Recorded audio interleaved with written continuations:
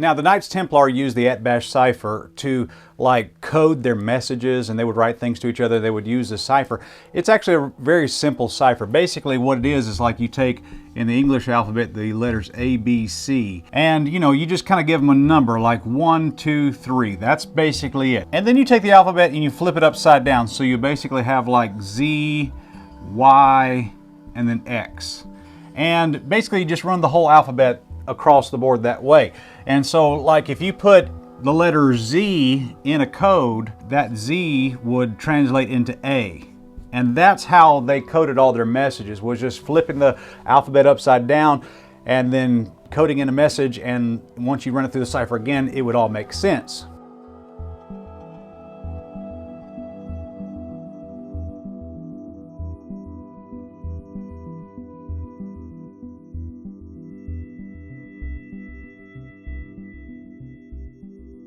So in the word Sophia, this is Hebrew letters here. This is the, what you have is Shin, Vav, Pei, Yod, and Aleph. And I've adjusted this for our audience, but the Hebrew alphabet is actually read from right to left. And so I flipped this around and for our Western audience and showed you that, we read left to right. And so this is basically the letters Shin, Vav, Pei, Yod, and Aleph, which in Hebrew, this actually spells out Sophia, or Sophia is how we would say it in English. Well, if you take the @bash cipher and you take these letters and give them a number, and you give them the number in the Hebrew alphabet, and in the Hebrew alphabet there's only 22 letters, there's actually 26 in the English alphabet. You run this through and give the opposite numbers. And that's how the cipher works. You just basically flip the whole alphabet on its head, and this is what it comes up with when you give these numbers the correlating Hebrew letter.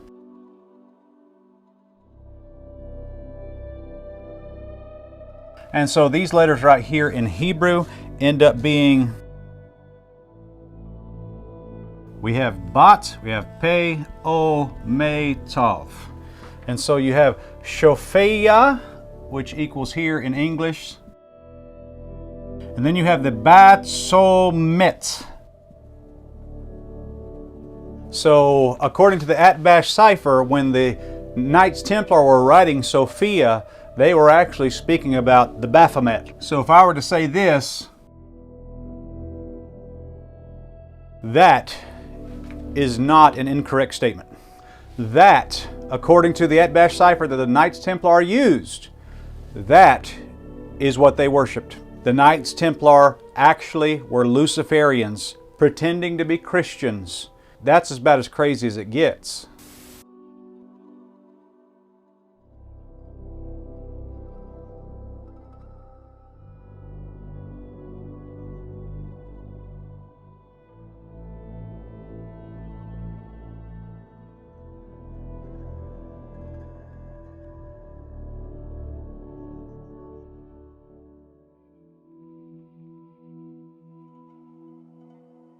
So towards the end of their existence, the Knights Templars around 1300 or so, all these rumors were coming out about the things they were doing in private, like the secrets, initiation rituals that they had. And some of these rituals involved things like homosexuality and spitting on the cross of Jesus, and really just a plethora of just insanity. And so there was a lot of talk in France about what these people were doing, and someone came forward to the King of France with the @bash cipher and said, here, take a look at this. This is what they're talking about. They're talking about Sophia all the time. And when you run through the @bash cipher, it ends up being the Baphomet. And so once all this evidence started piling up, King Philip of France says, I want all of these guys arrested now. And so in October of 1307, on Friday the 13th, the French government raided the Knights Templars. All their stores, all their gold was seized. Everything that you could find that they had was seized, and that's where we get the phrase Friday the 13th from. There actually was a large storage of wealth that went missing that day, and to this day, nobody really knows where that money is. It's just lost in history. But Jacques de Molay was the leader of the Knights Templars at that time. And they went forth before the tribunal, and were given all these charges of homosexuality, of Satan worship, of heresy, and to everybody's shock, Jacques de Molay confessed to all of it. He confessed to every single charge. And the Pope actually was trying to pardon them. Like the Pope was just going to absolve all their crimes and just say it's okay. But King Philip told the Pope, said, if you do that, we're going to withdraw from the Holy Roman Church. And so the Pope did not absolve these guys. But the man confessed everything, said this is what we do. We worship the Baphomet, we do all these homosexual acts, we do, anything you can think of, this is what we do. And so all the Templars were given life sentences, and Jacques de Molay and a few others were actually burned at the stake for their heresy. This is not a virtuous group of people. These were satanic folks. And the way that they kind of got caught was the Atbash cipher. Now the problem with these guys is that they said that they were worshiping Sophia, and Sophia being the third part of the Trinity, the divine goddess of the Trinity. But truth be told, what they were doing is they were worshiping an androgynous figure called Baphomet.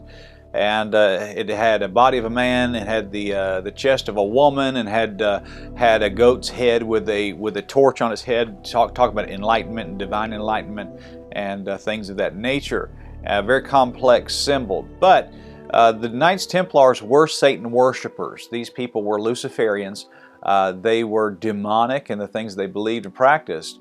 And the Da Vinci Code talked about these guys and said that the Holy Grail was the fact that Jesus had children. It all started over 1,000 years ago when a French king conquered the holy city of Jerusalem. This crusade, one of the most massive, sweeping in history, was actually orchestrated by a secret brotherhood, the Priory of Sion, and their military arm, the Knights Templar. But the Templars were created to protect the Holy Land. That was a cover, to hide their true goal, according to this myth. Supposedly the invasion was to find an artifact, lost since the time of Christ. An artifact, it was said, the church would kill to possess. And that's not true at all. Jesus never had any children with Mary Magdalene, nothing like that. That's just not true. Not theologically, not historically. The secret that the Knights Templars kept was this Baphomet worship. The fact that every secret society worships Satan. That's the secret that they had. Now, you see symbols in the Da Vinci Code movie about the chalice and the blade. All of that is what we're talking about here. The divine feminine, divine masculine. And there's a scene in the Da Vinci Code where they run out of a storehouse and there's a rose there. Well, that rose is actually a symbol of the divine feminine. It's a symbol of goddess worship. It is a symbol of Sophia. And Sophia, when the Knights Templars talk about Sophia, they are actually talking about Satan. And so anytime you see a rose symbol somewhere, whether it be Catholic art or whether it be some sort of Christianity, really that rose is a symbol of Luciferianism, and they get it from the Knights Templars talking about the divine feminine. That's what that is. And I know that may upset a lot of people, but really historically, when you see the cross and you see the rose, that's another symbol of divine masculine, divine feminine. The divine feminine representing the rose and the divine masculine representing the cross. And nothing wrong with the cross symbol in itself, but when you merge that with the rose, you have a duality, and that's what the Knights Templars believed. So, very interesting group. They actually were one of the first international banking groups. You could sell all your stuff in France and go down to Jerusalem, and you could withdraw from their banks the same exact value. All you had to have was a promissory note. And a very interesting group, probably the first international corporation to ever existed. But the Knights Templar, at the very core of what they believed theologically what these people believed was Luciferian worship. They were worshippers of the divine feminine. They worshiped Sophia, but when you ran it through the Atbash cipher, it actually was the Baphomet. And that's too big a coincidence to ignore. These people worshipped Lucifer. And all secret societies have. That's mystery religion. Mystery religion is a worship of a goddess, and that goddess is Satan. And that could be all the things you told me not to be. You believe God is a woman. There's no question. But the Atbash cipher is how somebody cracked their code and actually persecuted these people because of it. And you're welcome to try it out yourself, but the Atbash cipher works. And that's how they got caught. And this really shouldn't be a surprise to you, because mystery religion is as anti-God and anti-Bible as it can be.